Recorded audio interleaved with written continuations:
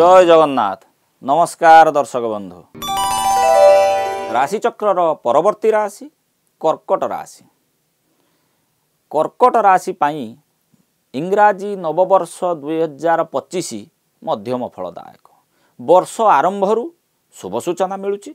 वर्ष आरंभरू दाम्पत्य जीवन में सुखमय, नवदंपतिक पई सुख समय, जो मानकर विवाह है नहीं मांगलिक कार्य पई शुभ समय, तथा भूमि गृह इत्यादि क्रय विक्रय करने को शुभ समय, नूतन जान वाहन इत्यादि ये सब क्रय को शुभ समय रही।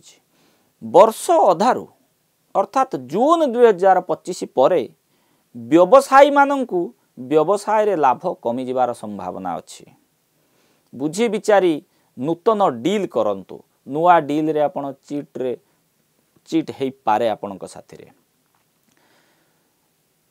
मार्च मास ठारू आपण मानक मनरे एक नूतन उत्साह आसीबो। बंधु ये कहिबा कथा मु कथा एमिति कहूची, मात्र आपण वास्तविक रे देखिबे कर्कट राशि वर्तमान जो परिस्थिति अछि मार्च मास परे उत्साह रे तांकर उत्साह द्विगुणित हो जिवो। कर्म को लंफ प्रदान करिवे, जो कर्म को डरुथिबे से कर्म करिबा को जिवे। संतान सुख मिलिबो, पारिवारिक समस्या दूर हबो। विद्यार्थी पई वर्तमान बहु शुभ समय अछि। विद्यार्थी माने लाभवान हेबे, विद्यावान हेबे, व्यवसायी लाभवान हेबे। दूर यात्रा को जदियो एते समय शुभ नाही, किंतु आपणकर वर्ष शेष समय को नवेम्बर डिसेम्बर को आपणक वर्ष शेष समय को कर्कट राशि जात व्यक्ति विदेश यात्रा मध्य करने को शुभ समय सेतेबेले आसीबो।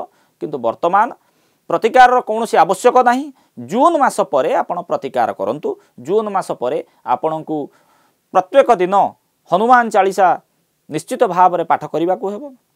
हनुमानकर गायत्री पाठ करंतु, गायत्री मंत्र को जप करंतु, एवं आपण सोमवार को सोमवार महादेव को कंचा क्षीर एवं बेलपत्र अर्पण करंतु।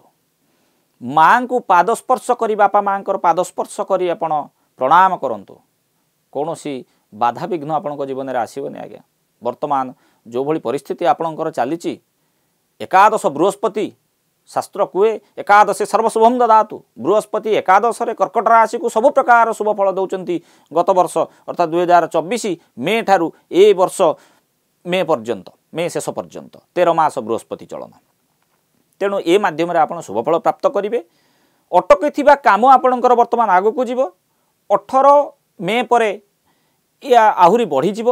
एवं मार्च मास जितेबाला आपणकर शनि चलन होचंती आज्ञा 30 मार्च 2025 या पर जो शनि चलन होचंती, ए शनि चलन पर केतेकांश रे आपणक शारीरिक पीड़ा टिके देखा दी पारे, ता प्रति ध्यान दियंतु। प्रतिकार जहाँ बतैली, प्रतिकार को ईश्वर को ध्यान करी ईश्वर ऊपर विश्वास रखी प्रतिकार करंतु। वर्षटी शुभरे जीव।